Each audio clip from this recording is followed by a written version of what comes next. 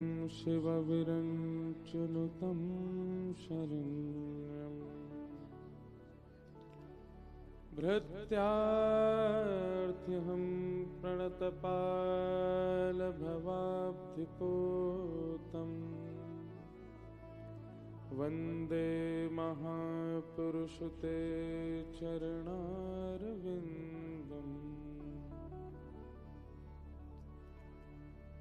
अस्ति स्वस्तरुणिकराग्रविगलत् कल्पप्रसूनाप्लुतम्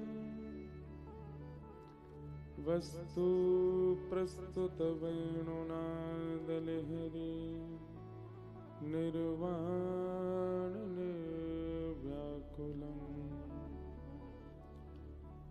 स्रस्तनिबद्धनी विविलसद् गोपी सहस्रावृतम् हस्तन्यस्तनतापवर्गमखिलोदारं किशोराकृति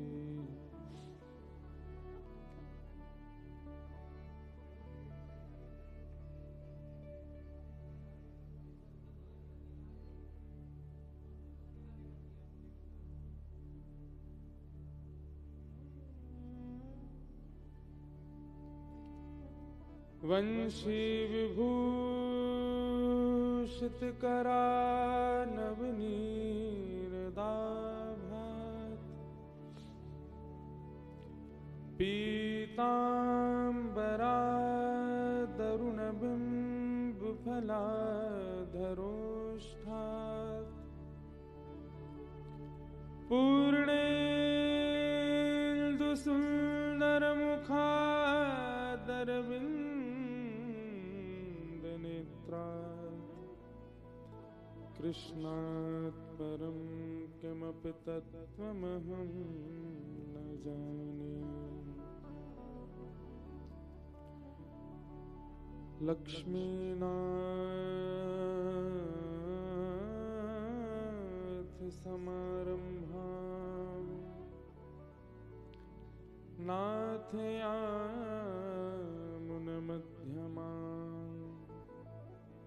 अस्मदाचार्यपर्यन्तां वन्दे गुरुपरम्परा। जय जय श्री राधारमण, जय जय नवलकिशोर, जय गोपी चितचोर प्रभु, जय जय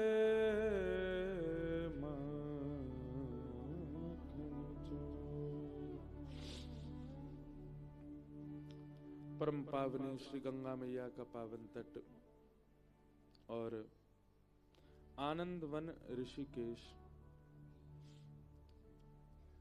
गंगाद्वार समीपे तु तटमानंद नामकम, जहां के लिए स्वयं सनत कुमार आज्ञा करते हैं कि आप वहां बैठ के कथा सुनो। ऐसी ये आनंद वन की ऋषिकेश की भूमि,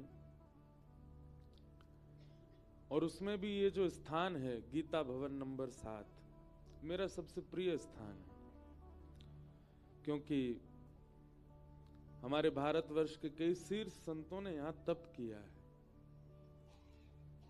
गीता प्रेस के संस्थापक एवं गीता प्रेस को जिन्होंने जन जन तक, जिस गीता प्रेस के माध्यम से जन जन तक आज हमारे आर्ष ग्रंथ उपस्थित हैं, ऐसे श्री हनुमान प्रसाद जी पोदार, भाई जी महाराज, श्री राधा बाबा महाराज, श्री राम सुखदास जी महाराज आदि आदि और भी बड़े बड़े महापुरुषों ने जिस भूमि पर तप किया, यही नंबर 7, कि जो आप यहाँ वृक्ष देख रहे हैं, इन्हीं वृक्षों के नीचे बैठ करके महापुरुषों ने तप किया। वहां हम आप सब बैठ करके ये भागवत का रसस्वादन, और वो भी बिहार पंचमी, विवाह पंचमी। आज प्रभु श्री राम, आज ऐसा उत्सव है कि अयोध्या और वृंदावन दोनों में उत्सव हो रहा है। क्योंकि आज वृंदावन के प्राण धन श्री बांके बिहारी प्रकट हुए आज ही के दिन, और आज ही के दिन श्री अयोध्या जी में जगत जननी श्री जानकी जी का आगमन हुआ, विवाह उत्सव हुआ श्री राम जी का। दोनों तरफ एक सही उत्सव है। बिहारी जी भी युगल एक हुए तो बिहार पंचमी। सब लोग इधर देखो सावधानी से, हम थोड़ी बहुत देर कथा सुनाएं आपको।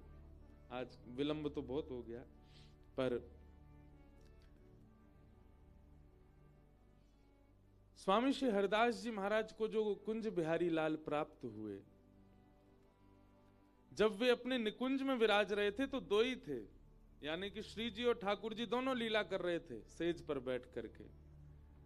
स्वामी श्री हरिदास जी महाराज के परम कृपा पात्र एवं उनके भ्राता स्वरूप ही श्री विठल विपुल देव जी, उन्होंने जब स्वामी जी से कहा कि आप नित्य एक कुंज को प्रणाम करते हैं, वृंदावन की तो हर कुंज प्रणम में है, आप एक ही कुंज को प्रणाम क्यों करते हो, क्या है ऐसा इस कुंज में?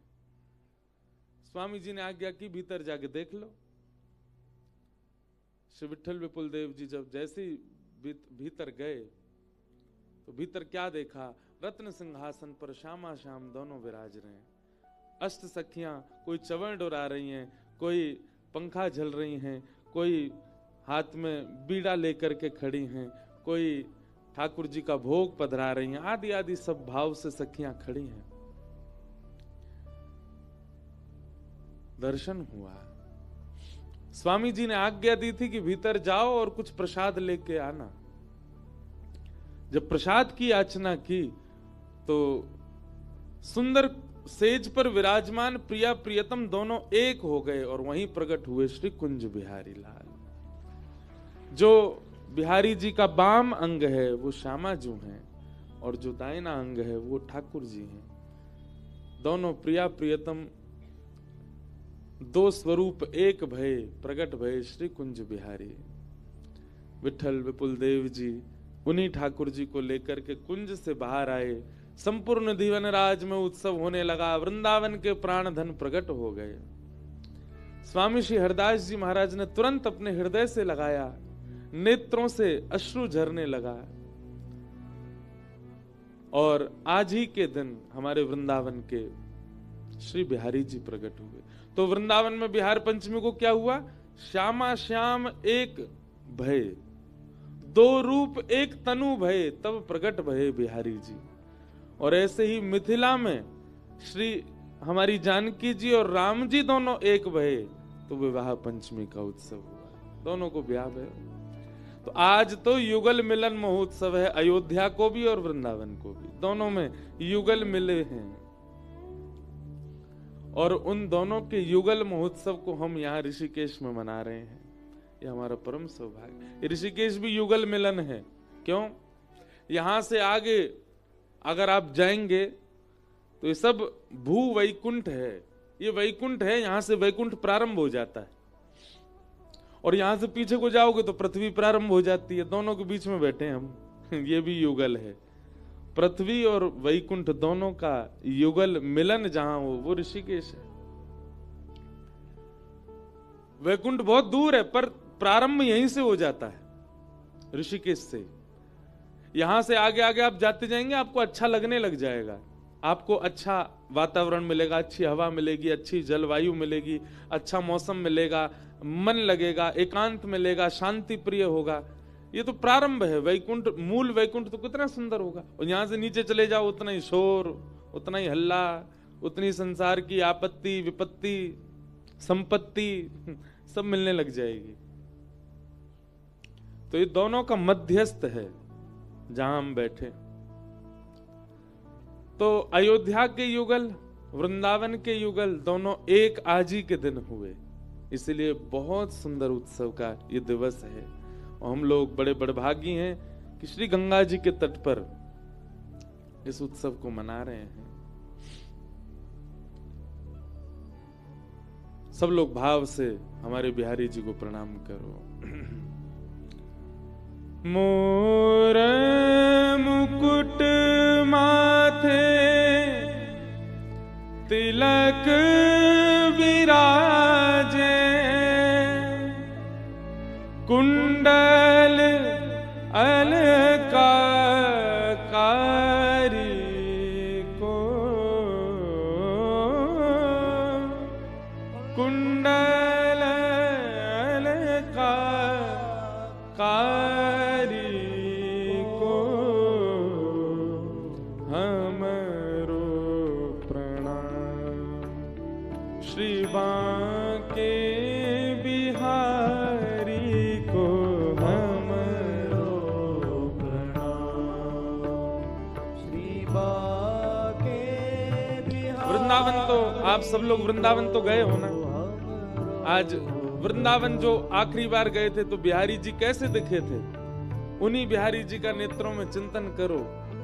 सब लोग गाओ मेरे साथ। और ये कथा तो भैया भरतपुर वाले करा रहे हैं, और भरतपुर में तो बिहारी जी विराज ही रहे हैं।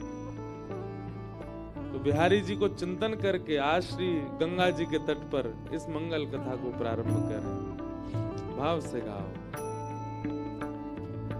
मोरे मुकुट माथे तिलक विराजे, मोरे मुकुट माथे तिलक विराजे, मोरे मुकुट माथे तिलक विराजे,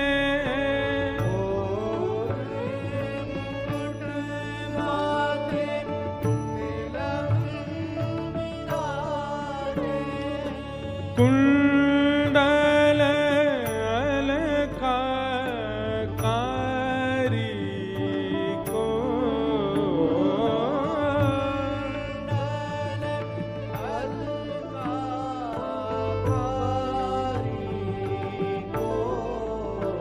हे हमरो प्रणाम। श्री बांके बिहारी को हमरो प्रणाम। श्री बांके बिहारी को हमरो प्रणाम। श्री कुंज बिहारी को हमरो प्रणाम। श्री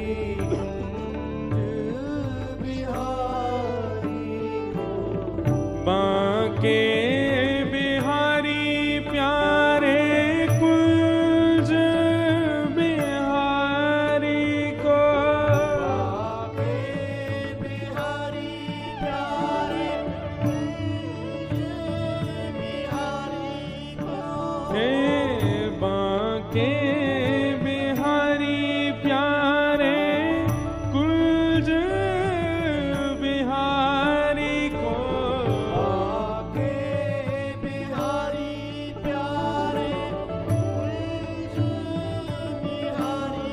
हाँ प्यारे बांके बिहारी को,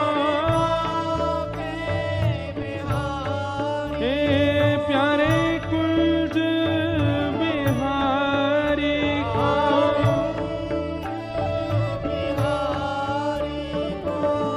हमरो प्रणाम। श्री बांके बिहारी को हमरो प्रणाम। श्री वृंदावन बिहारी लाल की।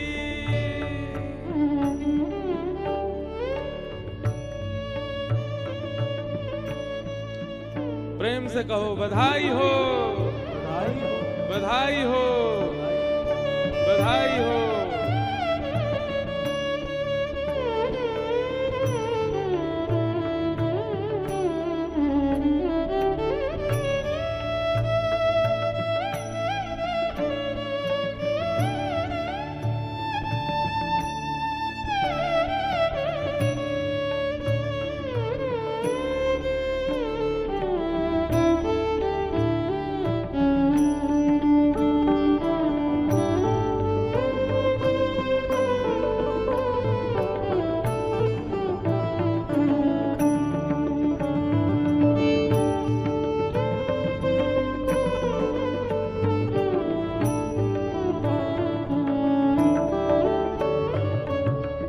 अधर मधुर स्वर मुरली बजावे,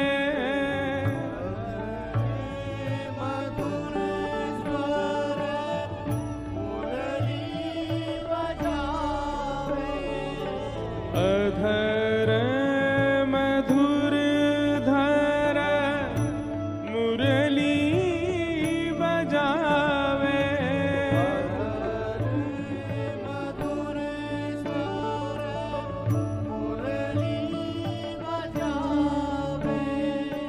रीझे रिझावे राधा प्यारी को,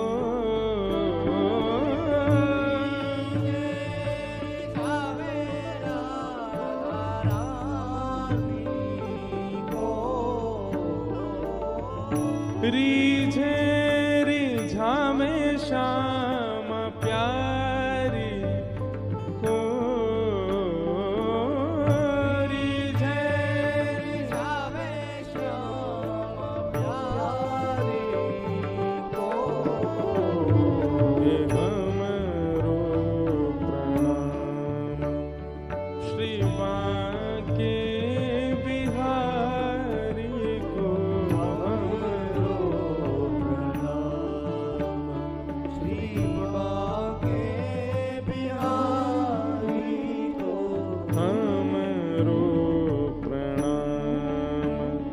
श्री कुंज बिहारी को हमरो प्रणाम, श्री कुंज बिहारी को, यह छवि देख मगन भई मीरा, यह छवि देख मगन भाई मीरा, यह छवि देख मगन भाई मीरा,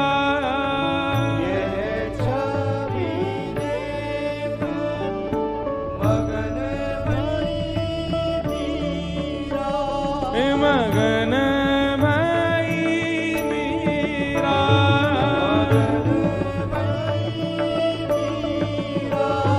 मगन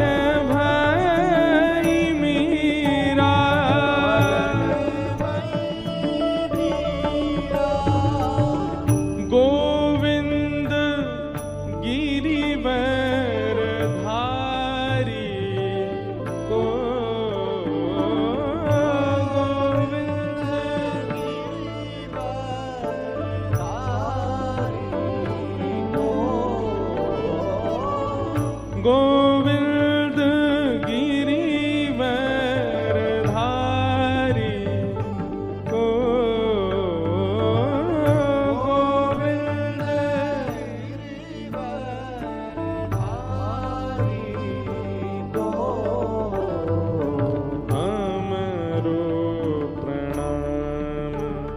श्री बांके बिहारी को हमरो प्रणाम, श्री बांके बिहारी को हमरो प्रणाम, श्री कुंज बिहारी को हमरो प्रणाम, श्री कुंज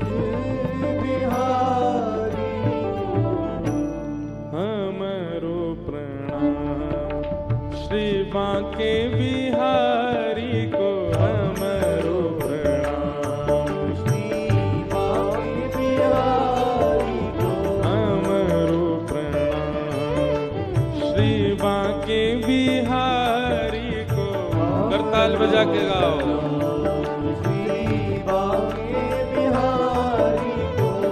बांके बिहारी प्यारे कुंज बिहारी को। बांके बिहारी प्यारे कुंज बिहारी को। बांके बिहारी मेरे बांके बिहारी को।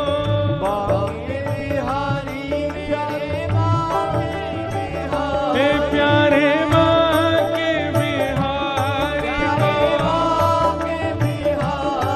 प्यारे कुंज बिहारी को।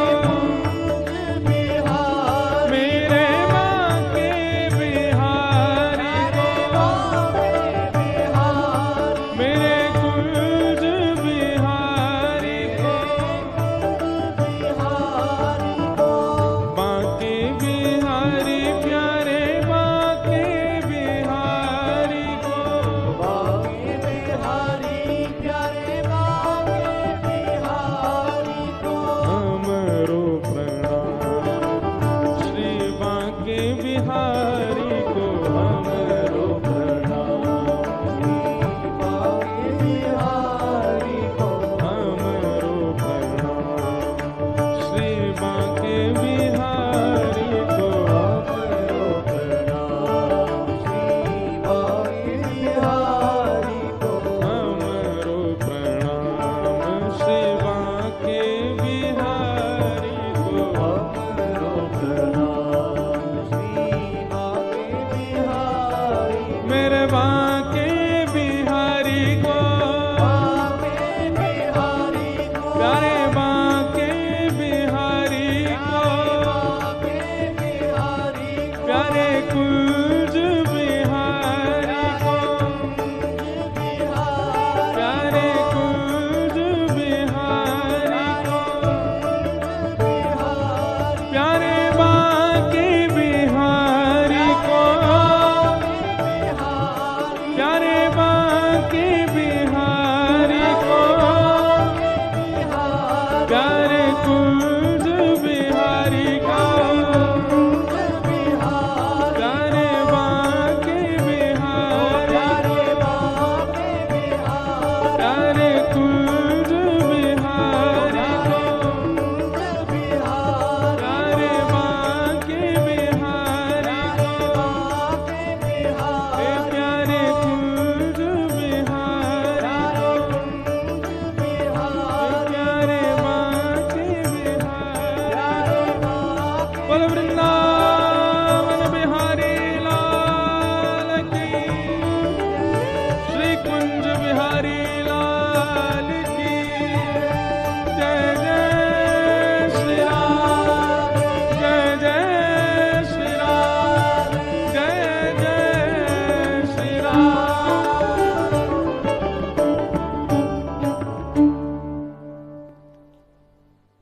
बोलो वृंदावन बिहारी लाल की जय। श्री राधा रमण लाल की जय। श्री राधा वल्लभ लाल की जय। श्रीमद् भागवत महापुराण की जय। सब संतन की जय। सब भक्तन की जय। सब विप्रन की जय। 84 कोस ब्रजमंडल धाम की जय। गिरिराज धरण की जय। श्याम सुंदर श्री यमुने महारानी की जय। जगत जननी जगत पावनी श्री गंगा मैया की जय। पर्वतराज हिमालय की जय। बद्रीनाथ केदारनाथ धाम की जय। सब संतन की सब भक्तन की सब विप्रन की जय जय श्री राम। जय जय श्री राम। जय जय श्री राम। द्वारिकाधीश की जय।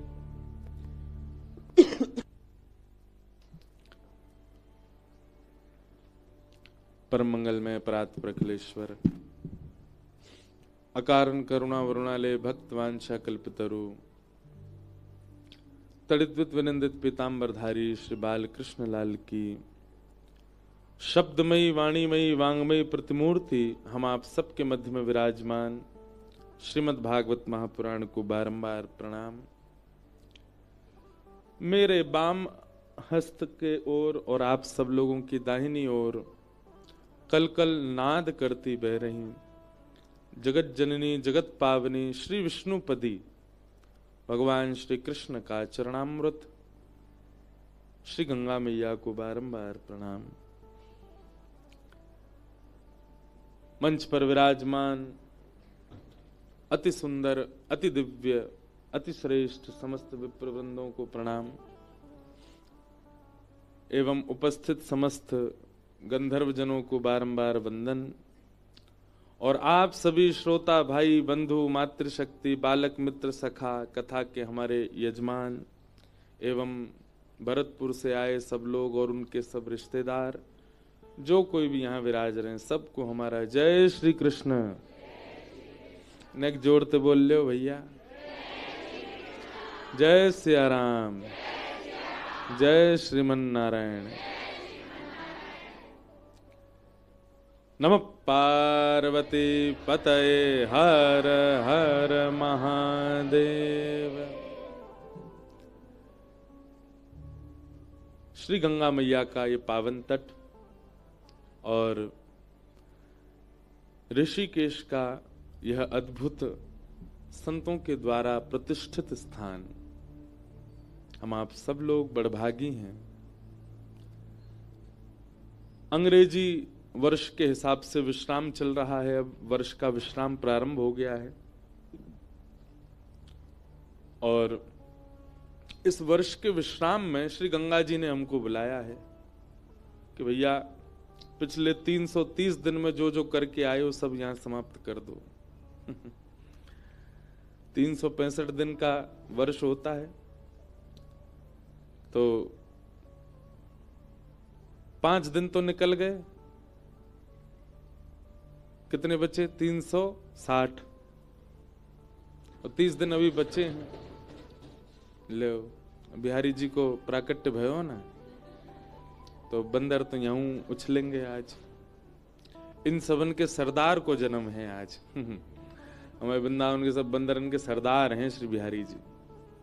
बिहारी जी की वजह से कितने बंदरन के परिवार पल रहे हैं वृंदावन में। वृंदावन और अधिक तो अब लोग जानने लगे राधा रमण राधा वल्लभ। हम तो उस समय पे भी राधा रमन जी गए जब 4-5 ही दर्शनार्थी होते थे। राधा वल्लभ जी में भी मुश्किल से 10-15 दर्शनार्थी होते थे। लोगों को पता ही नहीं था, केवल बिहारी जी जानते थे सब। तो बिहारी जी की वजह से ही वृंदावन में लोग बाग आते थे जिनके चश्मा और पर्स लूट के बंदरों का घर चलता था।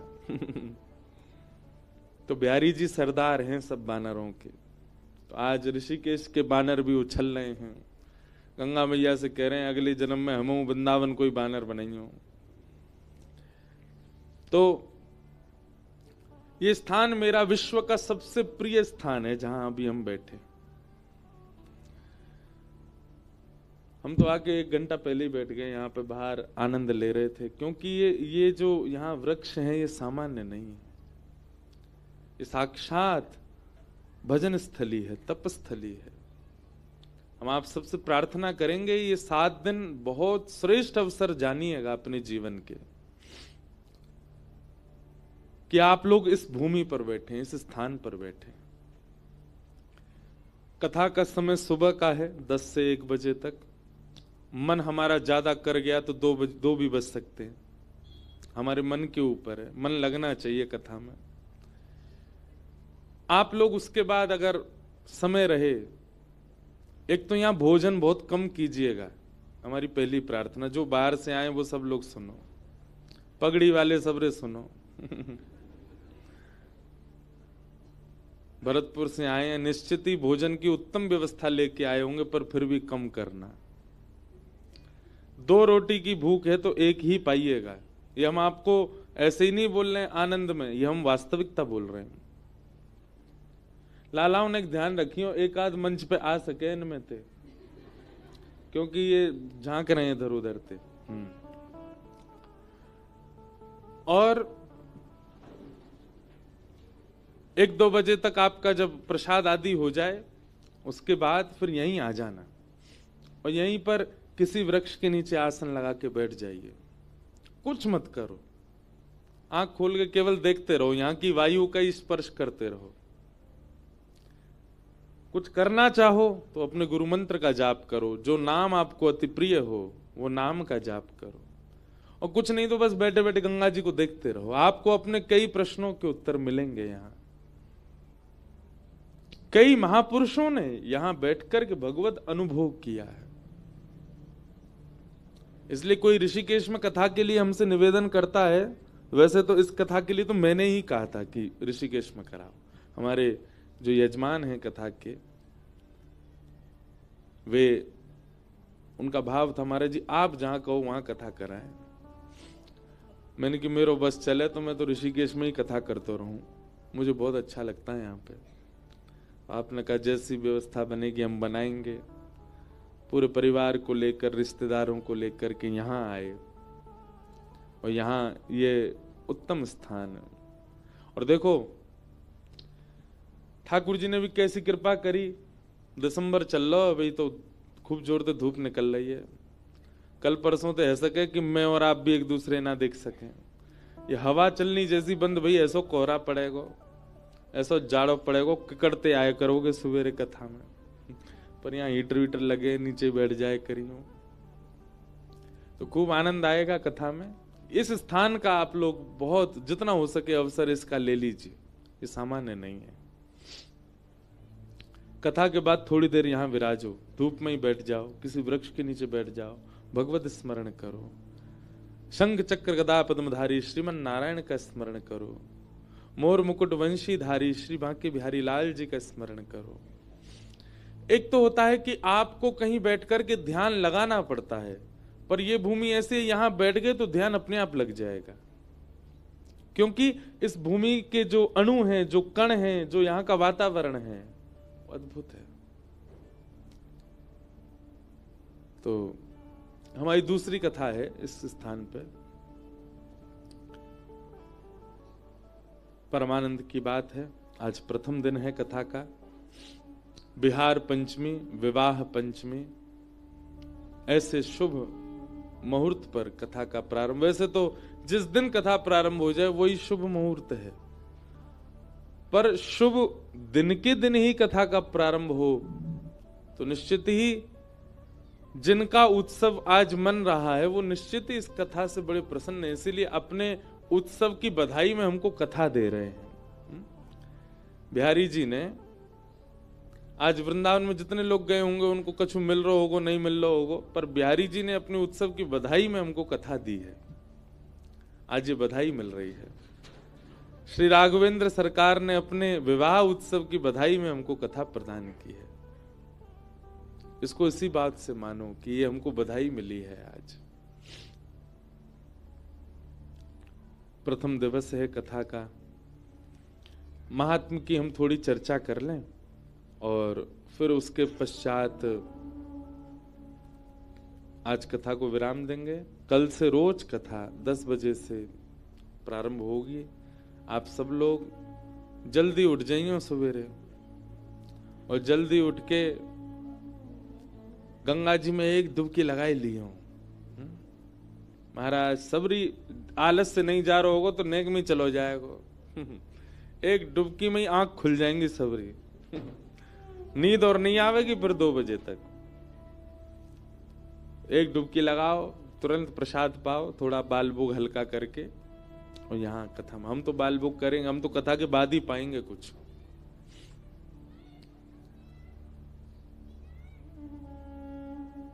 सच्चिदानंद रूपाय विश्वोत्पत्त्यादि हेतवे तापत्रय विनाशाय श्री कृष्णाय वयं नमः। यहां 9 विषयों की चर्चा की जा रही है। ठाकुर जी के भीतर 9 भाव है।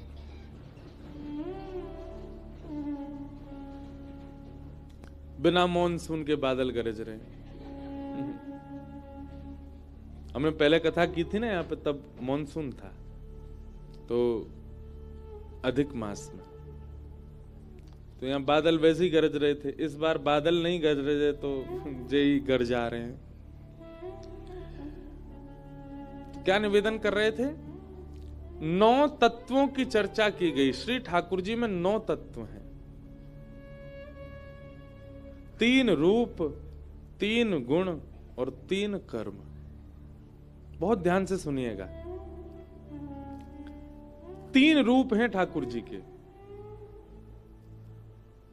आप भले ही ठाकुर जी की सेवा करते हैं, आपके ठाकुर जी किसी भी धातु के हैं, किसी भी, वो उनको चैतन्य ही मानना चाहिए कि नहीं, साक्षात ठाकुर जी हैं।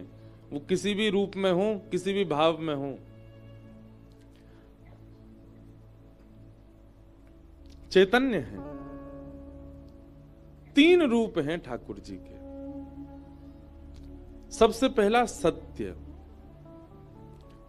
वे साक्षात सत्य स्वरूप हैं।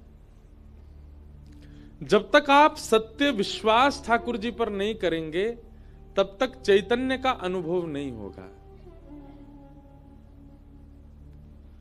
3 बातें हैं: विश्वास, अनुभव और प्राप्ति। बहुत ध्यान से सुनिएगा। देवभूमि है, यहां कथा कुछ अलग ही होगी। वैसे सब जगह अलग ही होती है, पर यहां की कुछ और ही होगी। इसलिए हो सके तो बहुत सावधानी से बैठिएगा और एक व्यक्ति से बचिएगा, निद्रा देवी से। वो भरपूर रूप से आपके ऊपर आक्रमण करेंगी यहां पर, और कईयों पर कर भी चुकी हैं। हमको तो सब दिखता है, मंच पे बैठे। आपकी जिम्मेवारी है, अगर आपके बगल वाले को निद्रा देवी आ रही हैं, तो कथा में कोहनी मारने में आपको दोष नहीं लगेगा, उसको उठा दीजिए। उठ जाग मुसाफिर भोर भई, अब रैन कहां जो सोवत है। जो सोवत है सो खोवत है, जो जागत है सो। ये तो जगवे को स्थान है, ये सोवे को नहीं है। इस संसार से उठाने का स्थान है। तो 3 बातें: विश्वास, अनुभव और प्राप्ति। ये 3 सिद्धि हैं भगवत प्राप्ति की। गंगा जी से अभी अभी प्रेरणा में ये उत्तर मिला है। सबसे पहला विश्वास। विश्वास क्या करना है कि ठाकुर जी परम सत्य हैं। आपने जिस समय ठाकुर जी के प्रति सत्य का विश्वास कर लिया, तो दूसरी सिद्धि अपने आप चढ़ जाओगे। क्या? चैतन्य का अनुभव। अनुभव किसे कहते हैं?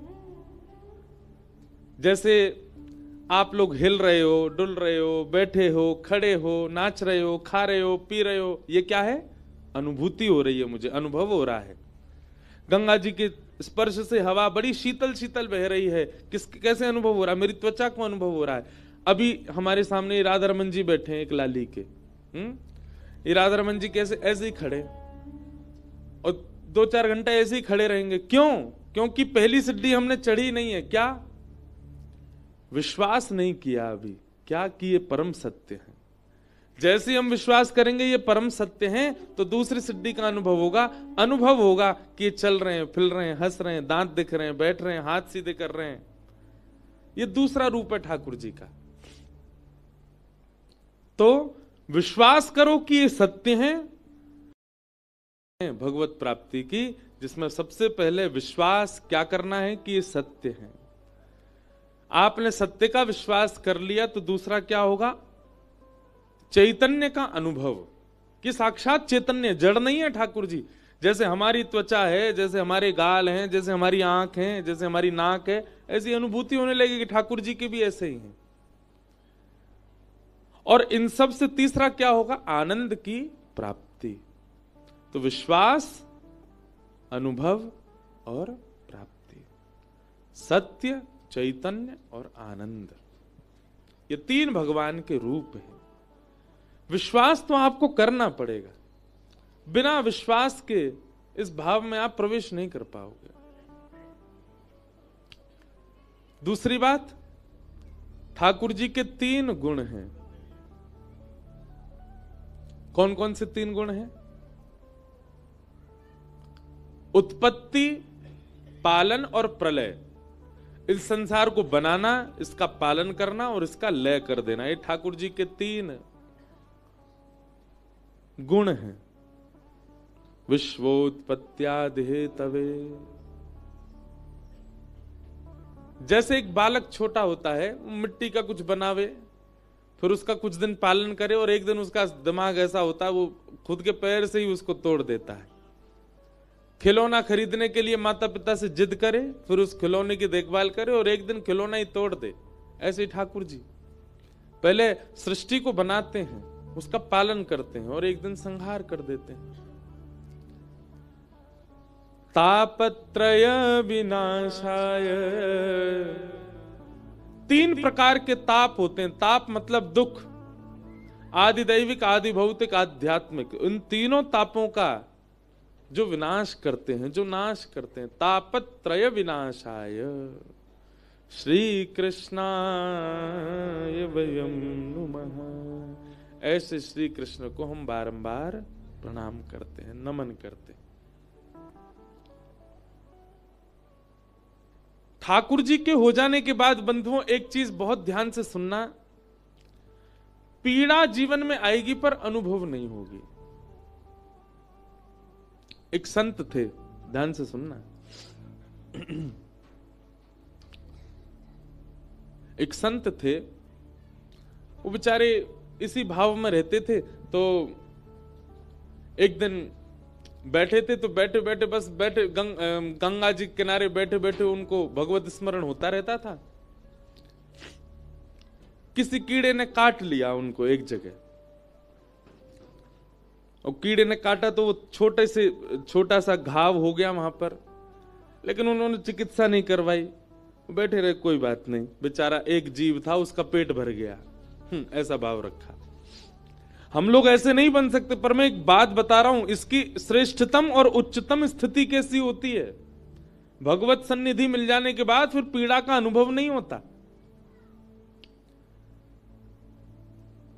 तो कोई कीड़ा काट गया तो बोले कोई नहीं, एक जीव का पेट भर गया। अब क्या हुआ कि उसकी चिकित्सा कराने का उनको मन में आया कि इसकी थोड़ी दवाई ववाई करा लें। तभी उन्होंने देखा 2-4 मक्खी आके उस पर बैठ गई। तो मन में सोचे अगर हमने इसकी चिकित्सा करा ली तो बेचारी मक्खी भूखी रह जाएंगी, बैठन दो। धीरे धीरे धीरे वो घाव फैलता चला गया, फैलता चला गया, फैलता चला गया। महाराज ऐसी स्थिति, सत्य घटना बता रहे हैं, सत्य संत की घटना है। उनके उस स्थान का खूब बड़ा वो हो गया घाव, कीड़े मकोड़े लग गए, गंदगी हो गई काफी। अब तो ऐसा हो गया कि उसमें कीड़े घूमने लगे ऊपर, लेकिन वो बैठ करके अपना भजन करते रहते। और कभी कभी देखते अगर कोई कीड़ा उसमें से गिर भी जाता ना तो उसको उठा लेते, अरे बेचारा क्या गिर गया, कहां जाओगे, क्या खाओगे पियोगे, तुम्हारा परिवार क्या है, यहीं बैठे रहो, खा जाओ इसको। ऐसा था। एक बार कुछ लोगों ने उनको देखा, बड़े भजनानंदी महात्मा, लेकिन उनके हाथ पे ऐसा घाव देख करके परिवार कुछ लोग गए, बोले महाराज जी आपकी चिकित्सा करवा दें हम। बोले नहीं नहीं हम ठीक हैं, बढ़िया है, हम भजन कर रहे हैं, आप लोग हमको प्रसाद दे देते हैं। इन लोगों का कौन है और इस हाथ से हमको करना क्या है? इसमें से थोड़ा बहुत कुछ पा लेते हैं, इनका पेट ही तो भर रहा है, होने दो। मैं फिर कह दूं, हम इस स्थिति में पहुंच जाएं इसके लिए नहीं कह रहा हूं मैं आपको, लेकिन भगवत भजन इस स्थिति तक पहुंचा देता है कि आपको फिर पीड़ा नहीं होती। लोगों को बहुत बुरा लगने लगा। उनके शिष्य परिकर सब इकट्ठे हो गए, बोले महाराज जी खुद नहीं जावे राजी राजी तो इनको जबरदस्ती ले चलो वैद्य के पास। जैसे ही उनको ले जाने लगे महाराज उठा करके, तुरंत वो बोले अगर तुम लोग नहीं मानोगे, जबरदस्ती मुझे वैद्य के पास ले जाओगे, मैं श्राप दे दूंगा, तुम सबके परिवार का नाश हो जाएगा। महाराज जी का ऐसा कहते ही सबने छोड़ दिया। नहीं नहीं महाराज जी आप ऐसे ही रहो। अच्छा देखो संसार कितना विचित्र है। पत्नी के सिर में दर्द हो रहा हो या पत्नी को पीड़ा हो रही हो, नहीं जा रही हो डॉक्टर के पास, पति जबरदस्ती ले जाए और पत्नी रास्ता में कह दे तुमको कसम है मेरी मत लेके जाओ, पति फिर भी ले जाएगा।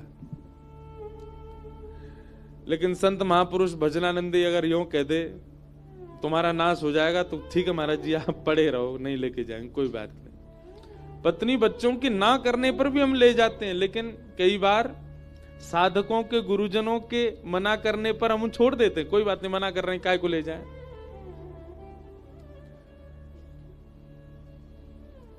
छोड़ दिया सबने उनको। अभी तो महाराज जी बड़े नाराज हो गए, बोले तुम लोग ले जा रहे हो वैद्य के पास और मुझे जाना नहीं है। तुरंत उन्होंने क्या किया, गंगा जी में प्रवेश कर गए और कंठ भर गंगा जी में बैठ गए। सब लोग बाहर से याचना करें महाराज जी आप बाहर आ जाओ। महाराज जी बोले मैं क्रोध में हूं, मुझे छेड़ो नहीं, बैठे रहो। 1 दिन 2 दिन 3 दिन 4 दिन बीत गए, गंगा जी में बैठे रहे। किनारे पर लोगों की भीड़ लग गई, बोले महाराज जी को घाव हो गया, डॉक्टर के पास ले जा रहे थे तो गुस्सा में गंगा जी में चले गए। अब पानी से ना जाने उस घाव का क्या हुआ होगा। 4 दिन बाद उन संत को पता नहीं क्या हुआ, निकले और जैसे ही बाहर आए तो मुख तो उनका था सांवला सांवला सा, और मुख से लेके नीचे तक सारा अंग बिल्कुल श्वेत वर्ण का हो गया और वो घाव भी बिल्कुल स्वच्छ हो गया, बिल्कुल ठीक हो गया। बाहर आए, सबने कहा बोले महाराज जी आप तो काया पलट करवाया है अपना, चरणों में प्रणाम किया। बोले घाव कैसे ठीक हो गया? बोले गंगा जी जाने। सब उनने मंगल किया। मतलब पीड़ा होने पर कष्ट नहीं और पीड़ा दूर हो जाने पर प्रसन्नता नहीं। ऐसा होता है एक भक्त का जीवन, एक वैष्णव का जीवन।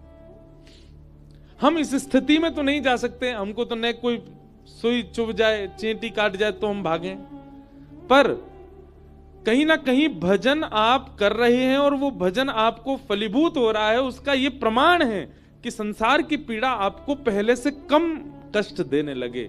समझ जाओ भजन लग रहा है, पहले के समान आप कष्ट में हैं, पहले से अधिक कष्ट में हैं। लोग करते तो भजन है, नाम जप कर रहे हैं महाराज पूरे दिन, और जैसे ही रोटी खावे पहुंचे रसोईया के आगे, ए भाई कहा कर दिए तेने तो नमक ही नहीं डाला, इसमें थोड़ा नींबू तो निचरो, इसमें थोड़े चाट मसाला तो डालो, इसमें थोड़ी न मिर्च तो डाले। जीव का चटोरापन नहीं जा रहा और करते भजन है, वो भजनानंदी नहीं है। वस्त्र पहन लिए तो दर्जी की क्लास लगा दी, तेने यहां तो ये बढ़ा दियो, तेने यहां तो यूं कर दियो। हम सत्य बताएं अपनी बात, हमारे पंडित जी यहां नहीं आए हैं बेचारे, लेकिन ऐसे प्रेमी पंडित जी हैं, वो कई बार अपनी बगलबंदी पहना के भेज देते हैं हमको। हाथ कस गए, यहां से कमर कस गई, और ऐसे कितनी बार कथा करके आ चुका हूं मैं। कितनी बार तो यहां से बगलबंदी फटी होती, किसी को पता भी नहीं होता, 5-10 हजार प्रणाम और कर जाते हैं लोग, बाद में पता चली पीछे से फट रही है। अद्भुत है हमारे महाराज जी। लेकिन पहले फर्क पड़ता था, अब नहीं पड़ता।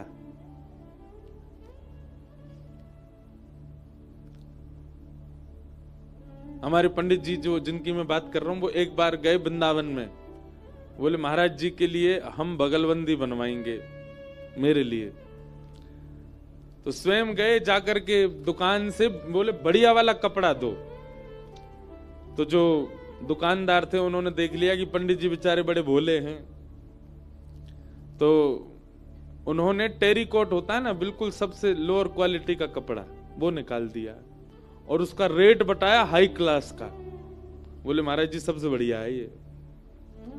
उन्होंने स्पर्श करके देखा, बोले हाँ तो बढ़िया। अब वो टेरिकॉट ऐसा होता है, कलप लगने का कागज बन जाता है वो पूरा। अगर मैं यहां से मोड़ दूं तो ऐसा ही बिल्कुल जैसे कागज को मोड़ देते ऐसा हो जाए। और हमारे पंडित जी लेके गए खूब सारे पैसे, 25 बगलबंदी सिलवा लाए हमारी, साल भर की पूरी। अब मैं व्यास मंच पे बैठ के उतरूं ना तो वो बगलबंदी आगे से भी उड़े, पीछे से भी उड़े। मैंने कहा यार ये तुम क्या बनवा लाए हो? बोले महाराज जी सबसे महंगा कपड़ा है वृंदावन का।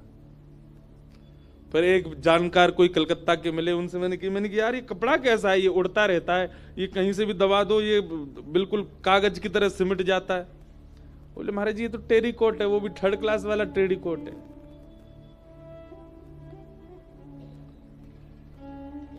तो कथा सुनते सुनते सुनते सुनते ऐसी स्थिति हो जाती है, सुख दुख का ज्यादा आभास नहीं होता, ज्यादा पता नहीं लगता, फिर सम होने लग जाता है हमारा स्वरूप। मुख धोया है कि नहीं, बाल काढ़े हैं कि नहीं, कभी कभी ऐसी स्थिति भी आ जाती है। समत्व चित्त में प्रकट कर देता है भगवत भजन। न पीड़ा आने पर ज्यादा कष्ट होता है और ना सुख आने पर ज्यादा प्रसन्नता होती है। समभाव। कोई माला पहना दे तो उसकी ज्यादा हाजी हजूरी नहीं, कोई गारी दे दे तो उससे निंदा नहीं। अगर ऐसा स्वभाव आपका धीरे धीरे बन रहा है तो आपका भजन लग रहा है, और लग नहीं रहा, आपका भजन ठाकुर जी स्वीकार कर रहे हैं। लेकिन ना तो स्वभाव बदला, ना व्यवहार बदला, ना चित्त की स्थिति परिवर्तित हुई, राग द्वेष में अभी भी पड़े हुए हैं, तो आप भजन छोड़ दीजिए, आपके लिए भजन नहीं है।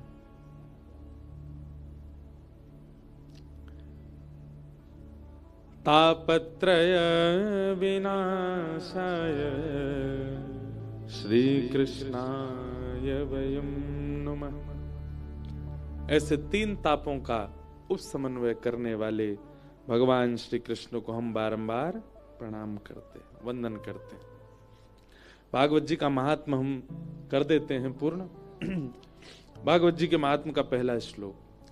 तत्पश्चात कथा आती है कि नारद जी महाराज बद्रीनाथ गए और बद्रीनाथ जाकर के उन्होंने सनत कुमारों से कहा, अहम तुम पृथ्वीं यातो ज्ञात्वा सर्वोत्तमामिति पुष्करम च प्रयागम च काशं गोदावरी तथा हरिक्षेत्रे कुरुक्षेत्रे श्रीरंगम सेतुवंदनम एवमादिषु तीर्थेषु ब्रह्माणि इतस्ततः। जिस प्रकार हम लोग विदेश की बड़ी प्रशंसा सुनते हैं तो वहां की बड़ी चर्चा करते हैं। कोई आदमी हमारे घर का विदेश गया हो, आगे फूले नहीं समाता, हम वहां गए थे, ऐसा था ऐसा। इस कथा में विदेश से भी बहुत लोग, एक बहन तो ऑस्ट्रेलिया से आई है कथा सुनने। इनके यहाँ लाल जी विराजे बड़े भाव से, इनको पता चला ऋषिकेश में कथा है तो आ गई यहाँ। कई लोग बाहर से भी आए हैं कथा सुनने, सबका स्वागत। वो कनाडा से आए हैं, दूर बैठे हैं। आप कहोगे महाराज जी विदेश वाले पता है, हम लोग नहीं पता। विदेश में क्या है ना कि भीड़ भाड़ कम होती है तो बहुत समीप से मिल लेते हैं सबसे, इसलिए विदेश वाले थोड़े पता है। तो जब विदेश से व्यक्ति आता है ना, तो जो लोग विदेश नहीं गए उनके बीच में बैठ करके वो बड़ी प्रशंसा करता है, अरे वहां की सड़क तो ऐसी है, वहां के रोड तो ऐसे हैं, वहां की गाड़ियां ऐसी, वहां की बिल्डिंग ऐसी। तो बेचारे जो नहीं गए वो ख्वाब देखते हैं, अच्छा हम कब जाएंगे पता नहीं, कैसा लगता होगा वहां पे। अच्छा अभी वहां रात हो रही है, बोले हाँ। अभी वहां दिन हो रहा है, बोले हाँ। और जो विदेश से आया व्यक्ति वो अपने आप को कुछ समझता नहीं, फिर वो कई लोग ऐसे होते हैं, पर धीरे धीरे जाने के बाद फिर वो भी सामान्य हो जाते। पर जो पहली बार होके आया हो वो तो इंसानों को इंसान ही नहीं समझता। तो जैसे विदेश से आया व्यक्ति विदेश की बड़ी प्रशंसा करता है, तो ना गए हुए लोग ख्वाब देखते हैं कि हम कब जाएंगे। ऐसे ही बंधुओं इस पृथ्वी की प्रशंसा होती है कहां पर? देवलोक में।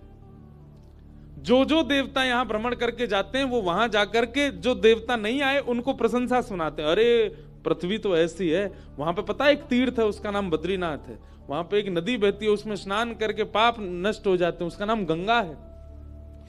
अरे वहां के लोगों को तो उत्सव मनाने को मिलता है, कथा सुनने को मिलती है, नाचने गाने को मिलता है, सब अच्छी बुराई सब बातें होती हैं। एक बार नारद जी महाराज ने सोचा, बोले भैया पृथ्वी की इतनी प्रशंसा सुनी मैंने, इतनी प्रशंसा सुनी, मेरे मन में आया मैं घूमने तो जाऊं पृथ्वी है कैसे।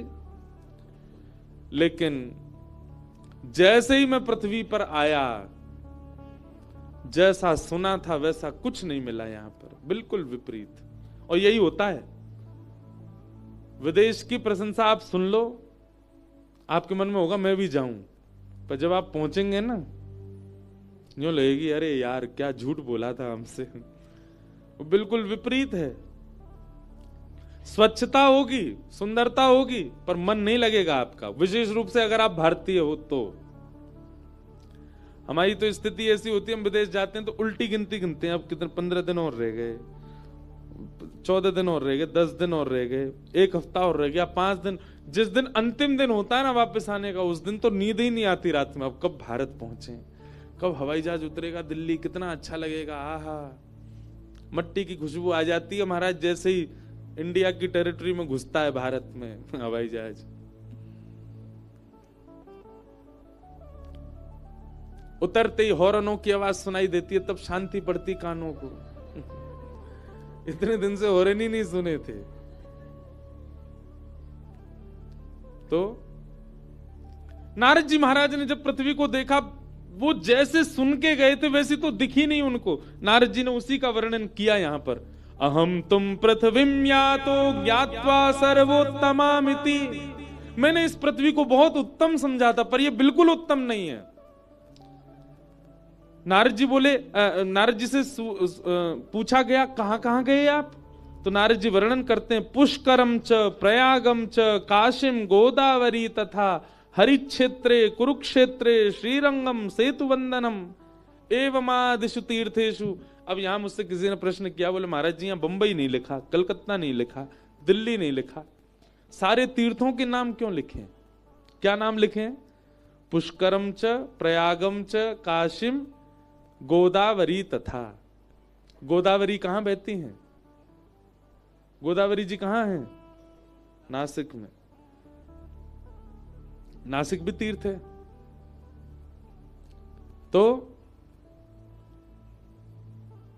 हरिक्षेत्र, हरिक्षेत्र किसको कहते हैं? इसी को हरिद्वार ऋषिकेश इसको हरिक्षेत्र कहते हैं। हरिक्षेत्रे कुरुक्षेत्रे श्रीरंगम सेतुवंदनम। सेतुवंदनम मतलब रामेश्वरम। इनमें से 3 जगह तो हम अभी जा ही रहे हैं।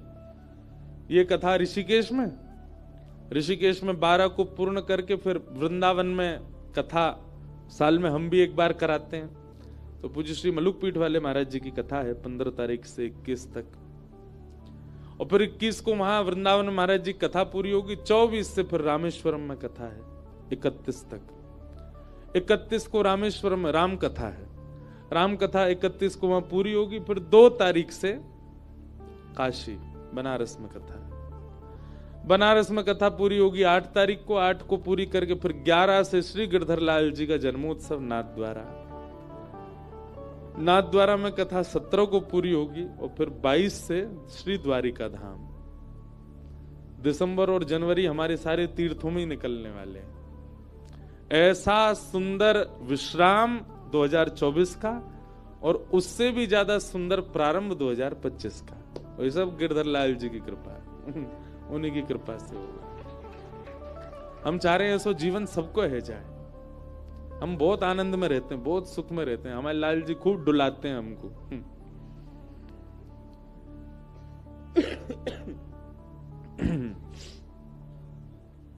नारद जी तो प्रश्न उठा कि यहां पे तीर्थों का नाम क्यों है?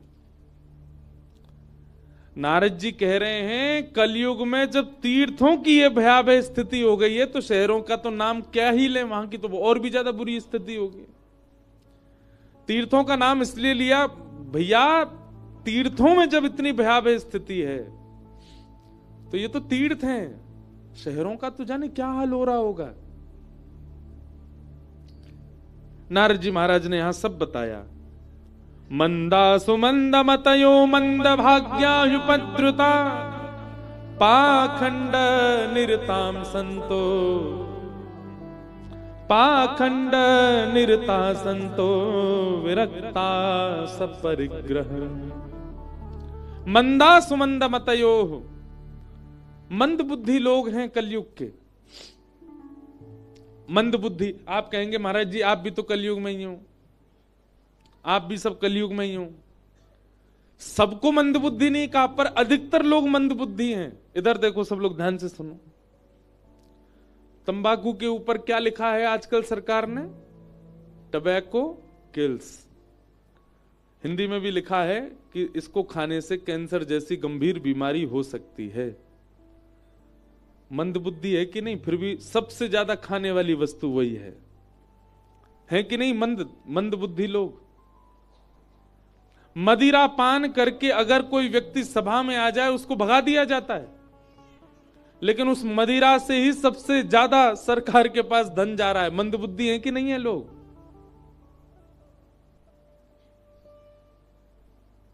लोग इस प्रकार तक मंदबुद्धि में जा चुके हैं कि अब क्या बताएं हम आपको, कहां तक पहुंच रहे हैं लोग। इस भूमि पर ऐसे कैसे देश हैं जहां पर मानवों को भी खा लिया जाता है। हमने एक अपने पॉडकास्ट में एक बात कही थी कि कलयुग का अंत, कलयुग का प्रारंभ इतना खतरनाक है तो कलयुग का मध्य कितना खतरनाक होगा, और अंत की तो सोचो ही मत। मन में एक भावना आई थी कि ऐसा कलयुग में समय आएगा कि जब हम लोगों को, घर के लोगों को पता चलेगा ना कि हमारा कोई वयोवृद्ध अब बेचारा बूढ़ा हो गया, अब इसकी मरणासन अवस्था हो गई, तो हम लोग मन में विचार करेंगे इसका भैया 1-8 करोड़ रुपया मिल जाएगा, इसको रेस्टोरेंट में बेच के आए, कुछ लोग इसको भी पालेंगे। ऐसा भी समय आएगा कलयुग में कि लोग मानवों को ही खा जाएंगे, क्योंकि जानवर तो बचेंगे ही नहीं। धीरे धीरे सबकी तादाद कम होती जा रही है, केवल मानव ही बढ़ता जा रहा है सब जगह।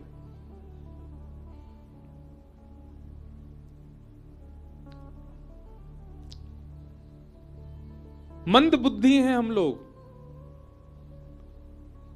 और मंद भाग्यायुपद्रुता, भाग्य भी हमारा मंद है। पाखंड निरताह संतोह। यहां पर आज की डेट में वास्तविक संत कौन है यह पहचान पाना भी मुश्किल है। रूप धारण करके, भेष धारण करके ना जाने कितने लोग घूम रहे हैं संत रूप में, भेष रूप में। एक सुंदर पद है, मुझे याद नहीं है, शायद कल सुनाऊं कथा में, शायद भगवत रसिक देव जी का पद है। भेषधारी हरि के उर सारे। भेष धारण करने वालों की संख्या ज्यादा है, वास्तविक संत बचे नहीं है अब भारत में। वो बात नारद जी यहां कह रहे हैं। और क्या कह रहे हैं? कन्या विक्रयणो लोभात दंपति नाम च कलकनम। एक विवाह का क्रम कन्या विक्रय बन चुका है। लड़का जितना ज्यादा पढ़ा लिखा होगा उतनी महंगी कन्या मिलेगी। भागवत जी में इसका उल्लेख कर दिया।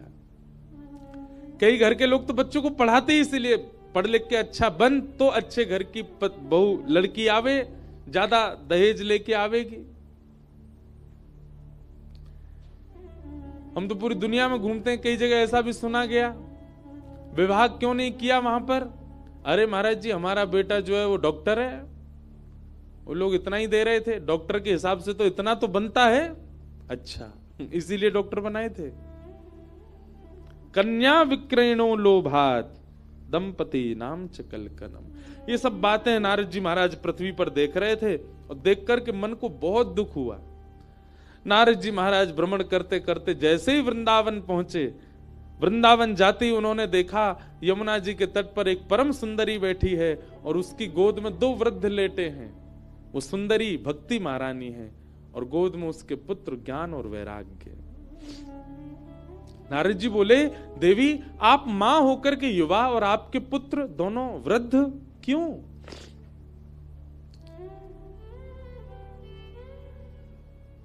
भक्ति महारानी ने कहा, कलयुग का प्रभाव। कलयुग में लोग भक्त तो हैं पर ज्ञान और वैराग्य से शून्य हैं, इसलिए मेरे पुत्र दोनों वृद्ध हो गए। हे नारद जी महाराज, मेरे पुत्रों कैसे युवा होंगे? कृपा कर इसकी कोई योजना बनाइए। नारद जी महाराज ज्ञान वैराग्य की युवावस्था के लिए भ्रमण करते करते बद्रीनाथ पहुंचे। तब सनत कुमारों ने उनसे कहा, आप भागवत की कथा कराओ।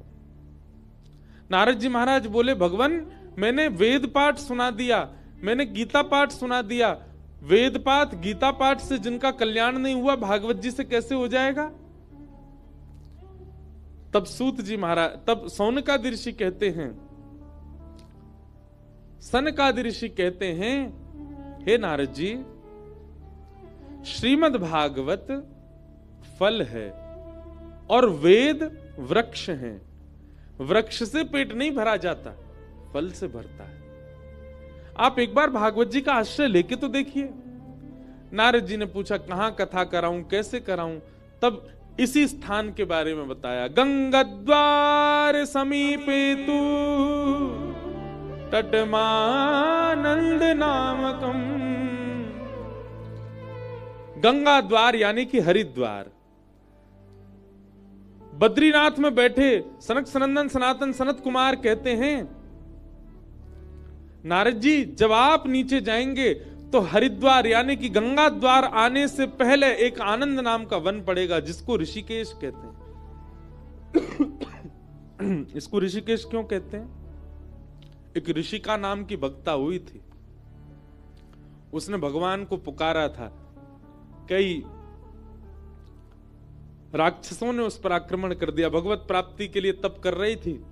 जब उस पर आक्रमण हुआ तो उसने भगवान को आर्तनाद से पुकारा, तो ऋषिका की रक्षा करने के लिए शंख चक्र गदा पद्मधारी ठाकुर जी प्रकट हुए और उसकी रक्षा की। इसीलिए उसी के नाम से ऋषिकेश। कहीं कहीं कथा आती कि उसने महादेव की आराधना की, महादेव प्रकट हुए, महादेव ने प्रकट होकर रक्षा की। और दूसरी बात यह है कि यहां पर सनक सनंदन सनातन सनत कुमारों ने कथा जब सुनाई, उनकी कथा सुनकर के जितने श्रोता थे वे ही यहां पर वृक्ष रूप में ऋषि बनकर के तप करने लगे।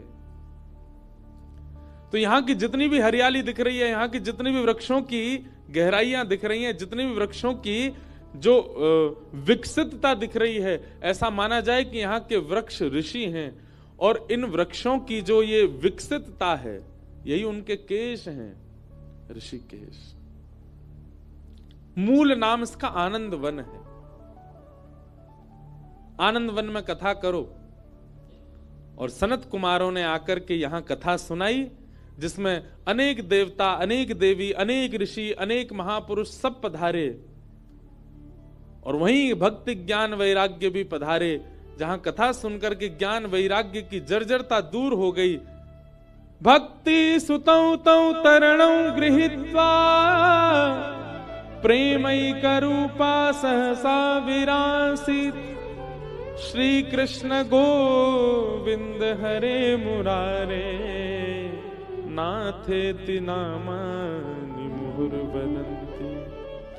जैसे ही कथा बढ़ने लगी, कथा होने लगी, धीमे धीमे ज्ञान वैराग्य की वृद्धावस्था दूर होने लगी, भक्ति महारानी प्रसन्न होने लगी। कथा का ये प्रभाव है बंधुओं, बहुत ध्यान से सुनिएगा। इन 7 दिनों में आपके भीतर जो ज्ञान और वैराग्य है वे दोनों वृद्ध हो चुके हैं, लेकिन इन 7 दिनों में वे दोनों युवा हो जाएंगे। पर 7 दिन बाद जब 8वां दिन यहां कथा नहीं होगी, उसके बाद वे फिर से वृद्ध होने प्रारंभ हो जाएंगे। तो प्रयास क्या करना है? 7 दिन की कथा से आपको ऐसे ऐसे भाव जानने हैं, ऐसे ऐसे तरीके जानने हैं जिससे आपके चित्त में युवा हुए ज्ञान वैराग्य सदा के लिए युवा ही रहें, वो कभी वृद्ध ना हो। कई लोग आकर के कहते हैं, महाराज जी हम बहुत नाम जप करते हैं, बहुत भक्ति करते हैं, सेवा करते, पर हमारी भक्ति बढ़ नहीं रही है। क्यों? क्योंकि भक्ति के पुत्र ज्ञान वैराग्य आपके पास नहीं है। ज्ञान और वैराग्य कथा से मिलेंगे, उनको स्वस्थ रखना और युवा बनाए रखना 8वें दिन से आपकी जिम्मेवारी है।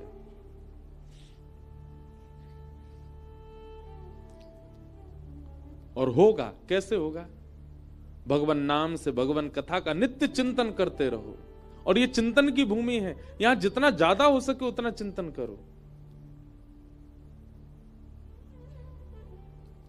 ब्रज के नंद लाला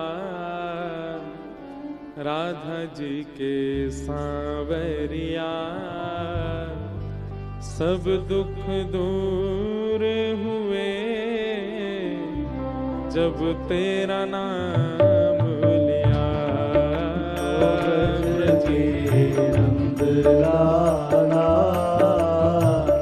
राधा जी के सांवरिया सब दुख दूर हुए जब तेरा नाम लिया। ओ ब्रज के नंद लाला राधा जी के सांवरिया सब दुख दूर हुए जब तेरा नाम लिया। ब्रज के नंद लाला राधा जी के सांवरिया सब दुख दूर हुए जब तेरा नाम लिया। सब दुख दूर हुए जब तेरा नाम लिया। सब दुख दूर हुए जब तेरा नाम। बोल वृंदावन बिहारी लाल की।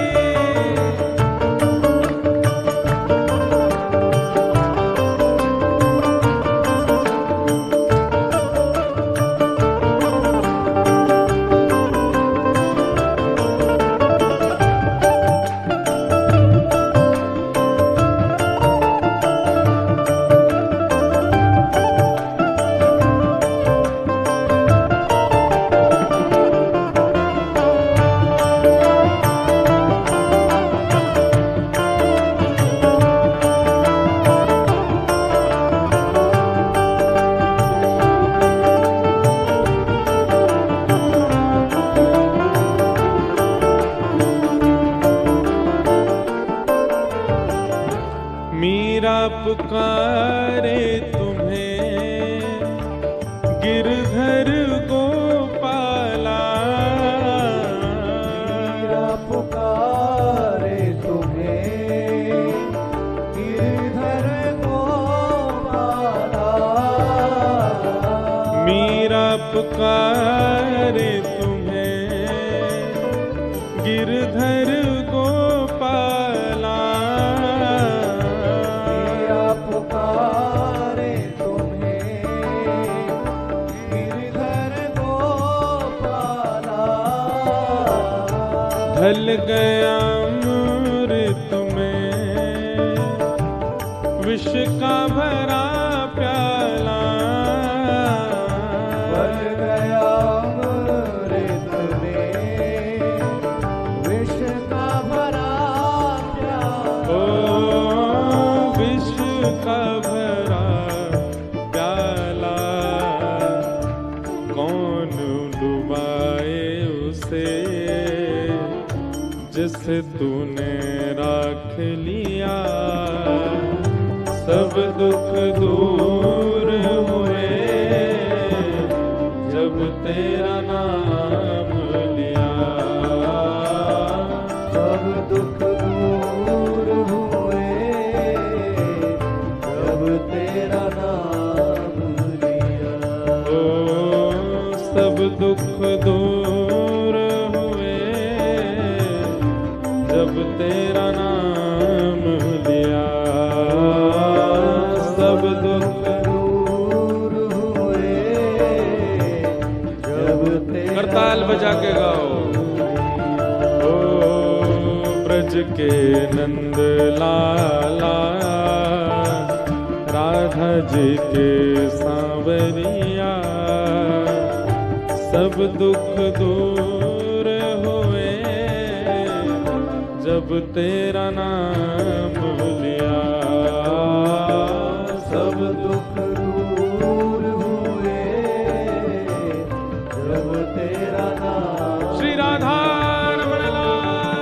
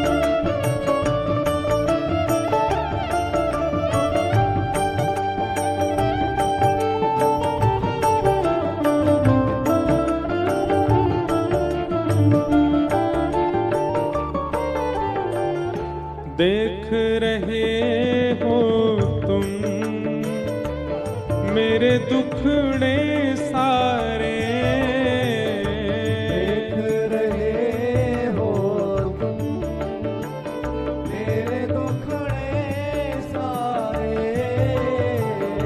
देख रहे हो तुम, मेरे दुखड़े सारे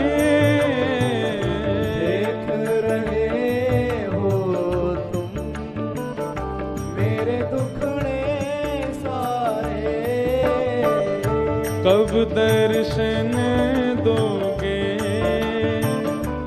मेरी आँखों के तारे, कब दर्शन दोगे मेरी आँखों के तारे, ओ मेरी आँखों के तारे।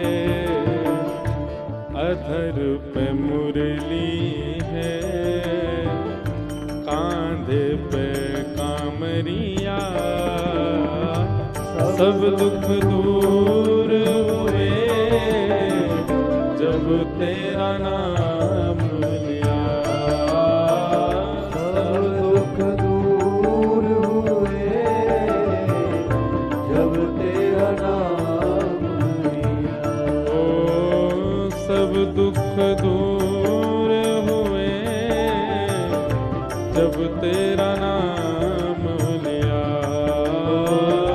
सब दुख दूर हुए जब तेरा नाम लिया। करताल बजा के गाओ।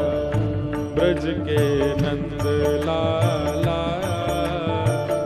राधा जी के सांवरिया, सब दुख दूर हुए जब तेरा नाम लिया।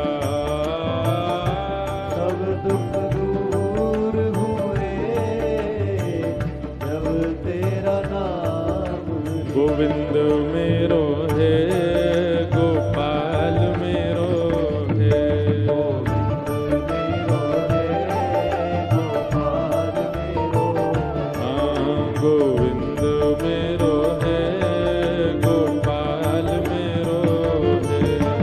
गोविंद मेरो है, गोपाल मेरो है। राधा रमण बिहारी नंदलाल मेरो है,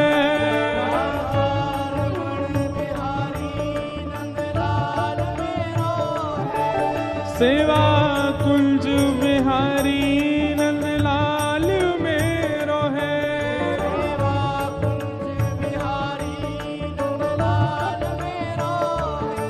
मेरा राधा कुंज बिहारी गोपाल मेरो है, मेरा कुंज बिहारी गोपाल मेरो है। प्यारो बांके बिहारी नंदलाल मेरो है। प्यारो बांके बिहारी नंदलाल मेरो है। ओ गिरिवर धारी गोपाल मेरो है। ओ गिरिवर धारी गोपाल मेरो है। हे गोविंद मेरो है, गोपाल मेरो है।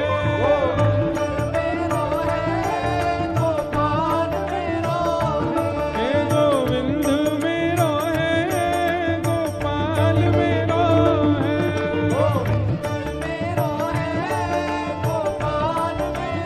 हे गोविंद मेरो है, गोपाल मेरो है।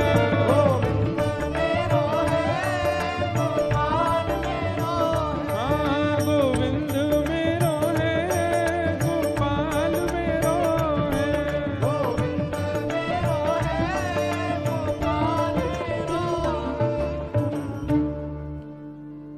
देख रहे हो तुम मेरे दुखड़े सारे। हमारा दुख कोई और नहीं है नाथ, हमारे दुखड़े कोई, हम आपसे ये थोड़ी कह रहे हैं कि हमारी पीड़ा दूर करो, हमें धन संपत्ति बहुत ज्यादा दे दो। ये पीड़ा भक्त कभी नहीं कहता ठाकुर जी से। भक्त की एक ही पीड़ा है, क्या?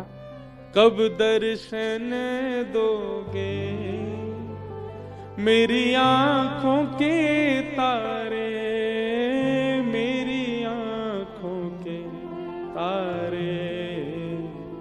अधर पे मुरली है, कांधे पे कामरिया,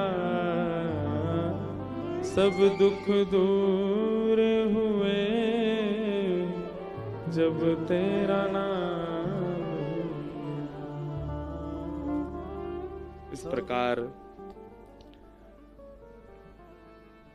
भागवत की कथा श्रवण से भक्ति का ताप दूर हुआ, ज्ञान वैराग्य दोनों युवा हुए और महात्मा का प्रथम भाव यहां विश्राम हुआ। महात्मा का दूसरा भाव जहां गोकर्ण जी महाराज की गीता सुनाई गई, आत्मदेव नाम के यहां कोई संतान नहीं थी, तब एक संत के आशीर्वाद से एक फल उनको प्राप्त हुआ, पर वो फल उन्होंने अपनी पत्नी को दिया, खिलाया नहीं, दे दिया, बोले खा लो। पत्नी ने वो फल गैया को खिला दिया, तो गैया के गर्भ से तो बालक प्रकट हुआ जिसका नाम था गोकर्ण। एक बात हमारी एक बहुत ध्यान से सुनेंगे बंधु, संत वैष्णव वक्ता विप्र भगवत भक्त ये लोग जब आज्ञा देते हैं ना, तो इनकी आज्ञा नहीं होती है, वो भगवत आज्ञा होती है, उसको मानना चाहिए। कई बार हमें लगता है कि नहीं इनकी बात उचित नहीं है, हमारा भाव प्रधान होना चाहिए, तो कहीं ना कहीं आपको फिर दुविधाओं का सामना करना पड़ सकता है। और दूसरी बात, गुरु कभी आज्ञा नहीं देते हैं, बल्कि उस क्रिया को करने की सामर्थ्य भी देते हैं। आपसे किसी गुरु ने आज्ञा की, आपके गुरु ने आज्ञा की, कोई भी आज्ञा कर दी, जाओ जगन्नाथपुरी में जाकर के 1000 वैष्णवों का भोजन कराओ। अब आप कहोगे हम पे तो अगले सप्ताह भोजन घर में बनाने के तो धन नहीं है, गुरु जी कह रहे हैं 1000 वैष्णवों को पवाओ। हमारी बात अब विश्वास से मानिएगा, आप उस पर विचार मत कीजिएगा। गुरु ने आज्ञा कर दी, निकल जाओ। अब जो होगी गुरु जी आज्ञा है, व्यवस्था होगी और होगी व्यवस्था। विश्वासो फलदायक। गुरुजन आज्ञा नहीं देते, वैष्णव आज्ञा नहीं देते, संतजन आज्ञा नहीं देते, वक्ता आज्ञा नहीं देते, विप्र आज्ञा नहीं देते, वे सामर्थ्य देते हैं। जो वे कह रहे हैं वो पूर्ण होगा, आप उस पर विश्वास करके करो बस। हमारे एक से एक उद्योगपति कथा कराते हैं, खूब धनवान लोग। कई लोग कहते हैं महाराज जी इसका मतलब निर्धन लोग कथा नहीं करा सकते। अब हम ऐसी एक जगह कथा करके आए हैं, आपको क्या बताएं।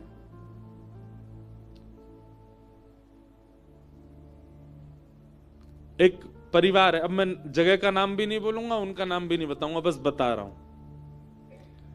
इसी वर्ष की बात है, इसी साल की एक कथा हुई एक जगह निश्चित, तो हम वहां गए कथा करने। जैसे ही हम पहुंचे तो हमारे पंडित जी लोग सब आए। मैंने इनसे पूछी, मैंने कि वो कौन है कथा जो करा रहे हैं? तो एक आधा सा निक्कर पहने, इतनी छोटी उसकी हाइट बेचारे की, वहीं खड़ा था। बोले ये है मुख्य यजमान। अब मैं उनको देख, मैंने आप मुख्य यजमान हो? बोले हाँ। मैंने बहुत बढ़िया भैया। मैंने कहा आप क्या करते हो? तो बोले महाराज जी हम कोई कार्य बताया उन्होंने अपना, वो करते हैं। मैंने कहा अच्छा चलो। जब उनकी व्यवस्था देखी हमने, तो ऐसे बड़े बड़े उद्योगपति भी व्यवस्था नहीं करते, नाक मुंह मोड़ते हैं, ये नहीं होगा, ये नहीं होगा, ऐसे नहीं होगा, ये होगा, हमारी तरह से होगा। महाराज जी को हमने बोला हम जैसे चाहेंगे वैसे बैठेंगे, जहां चाहेंगे वहां रहेंगे, हम जब बुलाएंगे तब आएंगे। सब लोग अपना अपना करते हैं, पर ऐसी उत्तम व्यवस्था। तो हमने संकोच में एक दिन उनसे पूछा, मैंने कहा आप एक बात बताओ, इतनी सुंदर व्यवस्था आपकी कैसे हुई?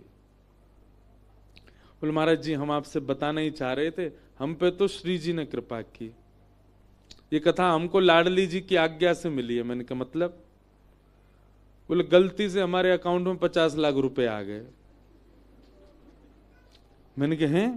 बोले हाँ। बोले बैंक से हमको फोन आया, बोले बहुत बड़ा ट्रांजैक्शन हुआ आपके अकाउंट में। तो हम बैंक गए, बैंक वालों से जाके कहा भैया इतना बड़ा ट्रांजैक्शन आया है, गलती से आ गया है, हमारा तो हो नहीं सकता, जिन्होंने भेजा है उनको आप कॉल करो। तो बोले कॉल किया महाराज जी, कोई वो था, कोई फाउंडेशन थी, कोई ट्रस्ट था, बोले किसी ने फोन नहीं उठाया। बोले फिर हमने उनको मैसेज डाल दिया। तो बैंक वालों ने कहा देखिए 15 दिन में अगर इनका रिप्लाई आ जाता है और ये लोग अगर अपना पैसा वापस लेने की करते हैं जिज्ञासा तो ठीक है, नहीं तो आप बताओ। बोले नहीं तो हम कथा कराएंगे भैया, इससे और क्या है। बोले महाराज जी 15 दिन तक हमने श्री राधा हे श्यामाजू हे किशोरी जी।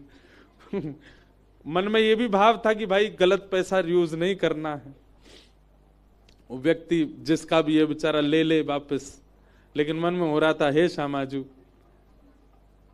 कथा तो हम करा लेंगे लेकिन हमको ऐसी करानी कि पूरा शहर आवे, सबकी भोजन की व्यवस्था हो, सबका लंगर हो, सबका भंडारा हो, और हम महाराज जी कथा सुनते हैं, हम इनको पूरे इनकी मंडली आवे, सब आवे, हमारा इतना खर्चा नहीं, खर्चा व्यवस्थाओं का खूब है। तो बोले महाराज जी 15 दिन हो गए, कोई फोन कॉल। वो बैंक वाले बोले आपको तो बधाई है, अब इसका टैक्स वगैरह जमा करवा देना जो भी है। बोले महाराज जी हमने फिर मन बना लिया कि इससे 1 रुपया भी अपने घर के लिए नहीं लगाना है, सबसे बोले सब कथा में लगाना। कथा कराई, ऐसी अद्भुत कथा। फिर एक दिन बोले महाराज जी हमारे घर चलो, मैंने की चलो। जब मैं उनके घर गया तो एक बहुत संपन्न व्यक्ति के यहाँ किराए पे एक कमरे में रहते हैं वो। तो जब मैं घर पे गया तो नीचे जो घर के लोग स्वागत कर रहे, मैंने कि आपके परिवार, नहीं महाराज जी ये हमारे मकान मालिक हैं, हम तो उनके यहाँ किराए पे रहते हैं। मैंने कहा आपका घर कहाँ है? बोले ऊपर है, हम ऊपर छत पे हमारा कमरा, वहां रहते हैं। ऊपर ले गए, 2-3 कमरे थे वहां, हॉल था, और उनके यहाँ सच में हृदय से ऐसा भाव आया कि सच में इनकी कथा श्री जी नहीं करवाई। अब भी मिलने आए, मैंने की कोई इंक्वायरी आई, बोले कोई फोन ही नहीं आया महाराज जी, ट्रस्ट वाले डाल के भूल भाल गए, कहाँ गए पैसा। हमको तो लग रहा वो ट्रस्ट वस्ट भी श्री जी ने ही बनवाई होगी और वो हमसे कथा करवानी थी उनके। अब आप आश्चर्य मानेंगे, विश्राम वाले दिन वो आए मेरे पास, बोले महाराज जी हमारे इतने पैसे अभी बच गए, उसमें से क्या करें। मैंने कहा व्यक्ति चाहता तो एक घर बना सकता था, व्यक्ति चाहता तो अपने सब कार्य पूरे कर सकता था। उनके कहीं कर्जे भी चल रहे थे, वो कर्जे भी नहीं चुकाए उन पैसों से।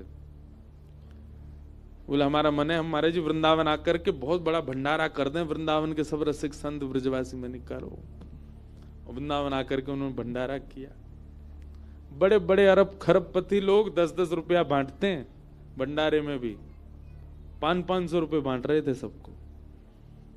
1 रुपया भी मेरे प्रयोग में नहीं रहना चाहिए, सब ठाकुर जी की सेवा। ऐसे ऐसे लोग भी हैं बहुत, हर कथा में एक अनुभव होता है।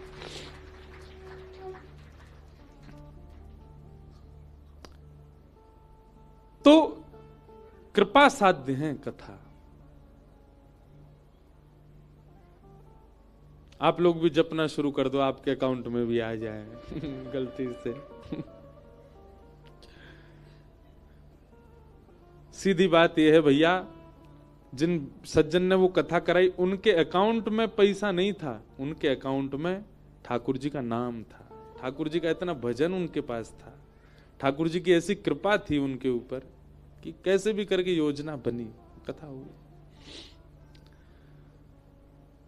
तो गुरुजन, संतजन, वैष्णवजन उनकी आज्ञा जो होती है ना, वो सामर्थ्य भी देते हैं आज्ञा के साथ। आप बस उसमें पालन करने लग जाओ। अगर आपको मना कर दिया आचार्यों ने कि नहीं जाना वृंदावन तो नहीं जाओ, और कह दिया कि बद्रीनाथ चले जाओ तो चले जाओ। सामर्थ्य भी गुरु अपने आज्ञा के साथ दे रहे हैं आपको, आपको उस पर विचार नहीं करना, आप बस निकल पड़ो उस मार्ग पे। रक्षा करेंगे गुरुदेव। करके तो देखें, हमने किया है नहीं, पहले ही सोच लेते हैं इतनी बड़ी आज्ञा कर रहे हैं कैसे करेंगे हम।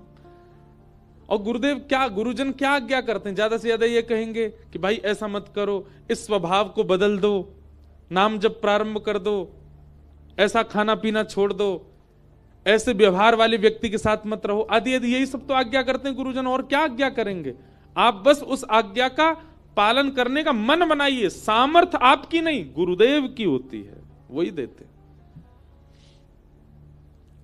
आत्मदेव जी ने अपनी पत्नी को फल दिया, फल गैया को खिला दिया, गर्भ से गोकर्ण नाम का बालक उत्पन्न हुआ, और स्वयं एक सहेली के बालक को ले आई, उसका नाम धुंधुकारी रखा। धुंधुकारी दुष्ट हुआ, माता पिता का अपमान करने वाला हुआ।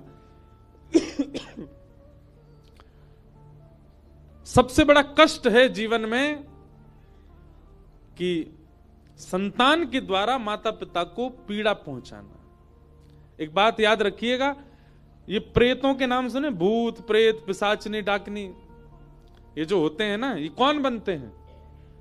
उनके कोई 10 लक्षण हैं, उनमें सबसे पहला लक्षण, जो माता पिता वैरी होते हैं, प्रेत बनते हैं। गौ वांश भक्षी होते हैं, प्रेत बनते हैं। ब्राह्मणों का तिरस्कार करने वाले प्रेत बनते हैं।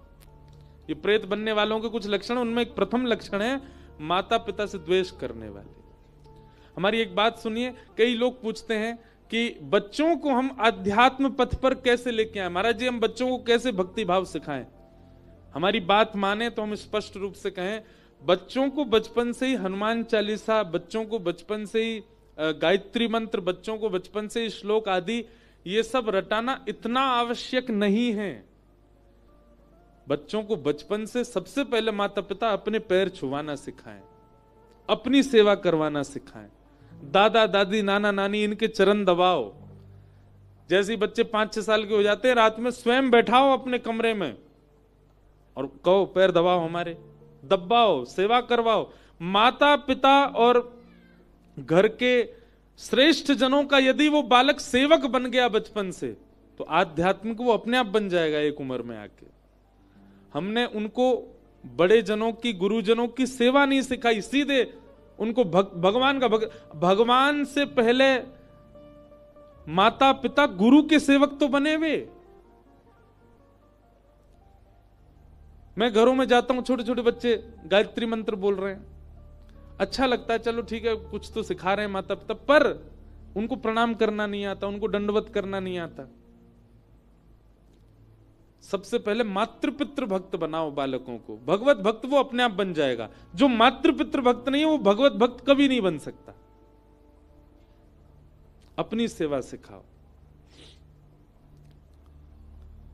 प्रहलाद जी महाराज के चरित्र में आता है कि हिरण्यकश्यप ने क्या नहीं किया, हर तरीके से मारने का प्रयास किया प्रहलाद जी को, पर प्रहलाद जी फिर भी जब भी अपने पिता के सामने जाते सिर रख के प्रणाम करते थे। और यही उनकी भक्ति थी कि इस भजन के प्रताप से मातृ पितृ में कभी दोष नहीं देखा प्रहलाद जी ने। पिताजी भले ही ठाकुर जी को कितनी भी गालियां देते थे, पर फिर भी वो यही भाव से देखते थे, ये मेरे गुरु हैं, ये मेरे पिता हैं, इन्होंने, इनकी कृपा नहीं होती तो मैं कैसे आता जीवन इस संसार में। और यही भक्ति उनकी प्रधान थी, जिसके कारण श्री नृसिंह भगवान प्रकट हुए, क्योंकि उन्होंने कभी पिता को हीन दृष्टि से नहीं देखा।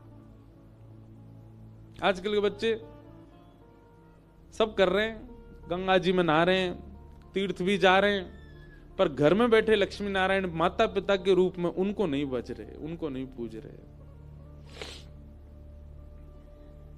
हम तो बच्चों से कहेंगे कभी कभी ना छुट्टी हुआ करे, घर में कुछ कोई आना जाना नहीं, कहीं माता पिता का ही श्रृंगार करो, उन्हीं की पत्रावली बना दो, उन्हीं कोई लक्ष्मी नारायण मान के उन्हीं की सेवा करो, उन्हीं में प्रत्यक्ष ठाकुर जी का दर्शन कर लो। अरे प्रमाण है, महाराष्ट्र की भूमि पर प्रकट हुए भगवान श्री विट्ठल, जो पुंडलीक अपने माता पिता की सेवा करता था। कोई नाम नहीं, कोई यज्ञ नहीं, कोई भजन नहीं, कोई तप नहीं, केवल माता पिता की चरण सेवा से भगवान श्री विट्ठल को प्रकट कर दिया। हम लोग भूलते जा रहे हैं उस भाव को। प्रेम करते हैं हम, सेवा नहीं करते। सेवा भी करो। हम तो कथा में बहुत व्यस्त रहने लगे, हम तो अपने माता पिता के साथ ही नहीं रहते। वृंदावन में कथा थी कल तक, उस बहाने से वृंदावन में माता पिता के साथ थे, नहीं तो रह ही नहीं पाते, बात भी नहीं कर पाते कथाओं में, इतनी व्यस्तता हो जाती। आप सब तो रहते हैं माता पिता के साथ, उनकी सेवा किया करो। ये सेवा ही आपको आगे चल करके भजन मार्ग, भक्ति मार्ग सब प्रदान करेगी। धुंधुकारी माता पिता पर हाथ उठाने लगा, मां ने कुआं में कूद के प्राण त्याग दिए और पिता ने घर त्याग कर दिया। गोकर्ण जी महाराज ने पिताजी को ज्ञानोपदेश किया और यही गोकर्ण गीता है। एक श्लोक हम कहेंगे, उसके बाद कथा को विश्राम देंगे। देहे स्थिमां सरुधिरे भिमतिं त्यजत्वं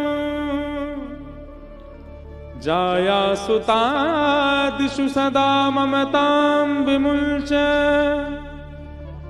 पश्यानिशं जगदिदं क्षणभङ्गुनिष्ठं वैराग्यरागरसिको भवभक्तिनिष्ठ। सब लोग बहुत ध्यान से सुनो। जब गोकर्ण जी महाराज के सामने उनके पिताजी बैठ करके बोले, बेटा मैं अपने पुत्र से बहुत दुखी हूं।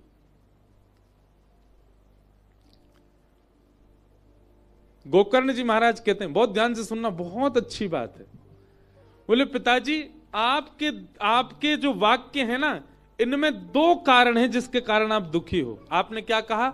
मैं अपने पुत्र के कारण बहुत दुखी हूं। इस पूरे सेंटेंस में दो शब्द आपने ऐसे प्रयोग किए जिसकी वजह से आप दुखी हो। पहला शब्द मैं और दूसरा शब्द अपने। यही दुख के कारण होते हैं। पहला दुख का कारण है मैं।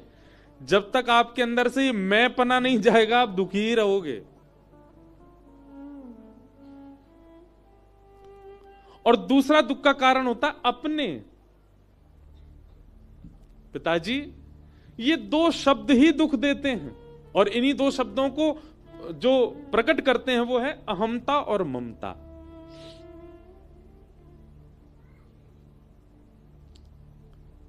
सबसे पहले दुख का कारण है मैं। हमारे अंदर ये देहाभिमान है और ये देहाभिमान ही हमको कष्ट की ओर ले जाता है। मेरे साथ ऐसा हो गया, मैंने ऐसा किया, मैंने वैसा किया, मुझसे ये हुआ, मेरे साथ यूं कर दिया, यही दुख का कारण बन जाता है। ये मैं शब्द यदि हट जाए, मतलब देहाभिमान यदि शून्य हो जाए व्यक्ति, उसको कभी दुख नहीं हो सकता। और दूसरा मेरा। अच्छा एक बात, हम लोग अभिमान क्यों करते हैं अपने ऊपर? क्या ये देह हमारा दास है या ये देह हमारे वश में है? बिल्कुल भी नहीं। सत्य बताएं तो ये देह थोड़ा बहुत हमारे वश में रह के हमको धोखे में डालता है कि मैं तुम्हारा ही हूं। आज अपने देह को आज्ञा कर दीजिए कि तू कभी वृद्ध मत होना, तेरी गालों पे कभी झुर्री नहीं पड़नी चाहिए, तेरे बाल कभी सफेद नहीं होने चाहिए। यह देह आपकी नहीं मानेगा। आप चाहे कितना भी तरीके अपना लो इसको स्वस्थ रखने के, ये वृद्ध हो ही जाएगा, क्योंकि आपके वश में नहीं है। और जब आपके वश में नहीं तो फिर इसका अभिमान क्यों? और ऐसे ही मेरे सारे, ये भी आपके वश में नहीं है, तो फिर इनका अभिमान क्यों? मैं और मेरे का जो अभिमान हमारे चित्त में है पिताजी, ये जिस दिन निकल जाएगा उसी दिन आप प्रसन्न, आपसे ज्यादा प्रसन्न कोई नहीं रहेगा दुनिया में। और ये मैं और मेरे का अभिमान दूर कैसे होगा? तब दूसरे श्लोक में कहते हैं कि धर्म भजस्व सततम त्यजलोक धर्मान सेवस्य साधु पुरुषां जहि काम तृष्णाम अन्यांश हस्तचरण श्रवणत्वगादि अन्यस्य दोष गुण चिंतनमाशु मुक्त्वा सेवा कथा रस महो नितरां पिबध्वम्।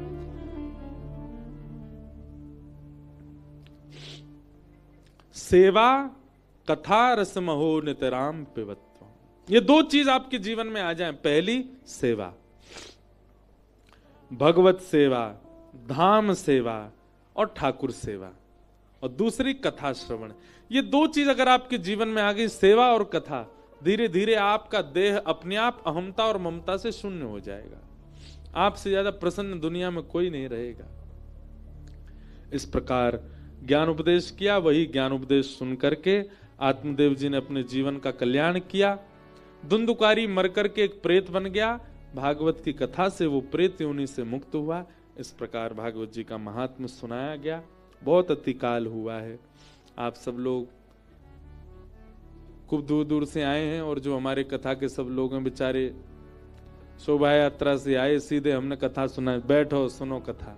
कई अन्य कछु पायो भी नहीं होगो, खायो भी नहीं होगो, हम भी भूखे हैं, ऐसी चिंता नहीं करो। तो आज का ये मंगल सत्र हम लोग यहीं विराम देते हैं। कल से खूब आनंद के साथ, उत्साह के साथ और आलस्य का त्याग करके सब लोग आइए। सुबह 10 बजे से कथा प्रारंभ होगी। आप सब लोग 9:30 बजे तक ही आने का प्रयास करो। 10 से 10:15 के बीच में हम व्यास मंच पर आ जाएंगे और 1 बजे तक कथा चलेगी। और ज्यादा ही उत्साह आ गया हो तो 2 भी बज सके। कई लोग हमको बोले, बहुत दूर दूर से भी लोग आए, ऋषिकेश के भी लोग आ रहे हैं, वे सब लोग हमको बोले महाराज जी लाल जी के दर्शन, वो हम कल बताएंगे कब और कैसे हो पाएंगे। अभी आप लाल जी को विचरण करने तो मधुमंगल श्रीदामा तनसुका मनसुका के संग घूम रहे हैं हिमालय पे। कल हम बता देंगे कि श्री लाल जी के दर्शन कब होंगे, कैसे होंगे, हम कैसे मिलेंगे। आप सब लोग बड़े भाव से कथा सुनो। और हमारे इस कथा के सब यजमान मात्र और उनका पूरा परिवार, सबको हम वंदन करते हैं, गंगा मैया को प्रणाम करते हैं, हिमालय देव को वंदन करते हुए आज के मंगल सत्र को विराम देते हैं। बोलो वृंदावन बिहारी लाल की जय। श्री बिहारी जी के प्राकट्य उत्सव की बधाई हो, बधाई हो, बधाई हो, बधाई हो, बधाई हो। बधाई हो। राजा रामचंद्र भगवान और श्री सियाजू के विभाग की बधाई हो, बधाई हो, बधाई हो, बधाई हो, बधाई हो। बधाई हो। ऐसे मंगल भाव के साथ आज की कथा को हम विराम देते हैं।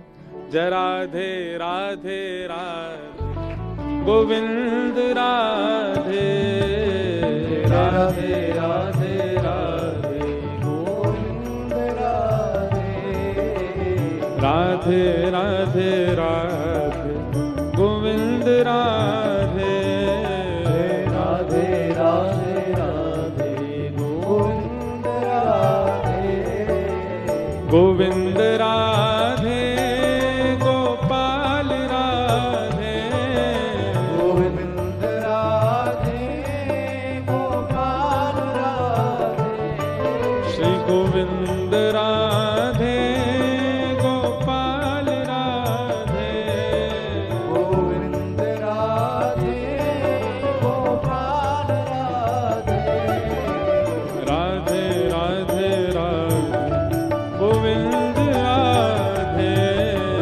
राधे राधे राधे गोविंद राधे श्री राधे राधे राधे गोविंद राधे राधे राधे राधे गोविंद राधे गोविंद राधे गोपाल राधे गोविंद राधे गोपाल राधे हे गोविंद राधे गोपाल राधे गोविंद राधे गोपाल राधे हे श्री राधे राधे राधे गोविंद राधे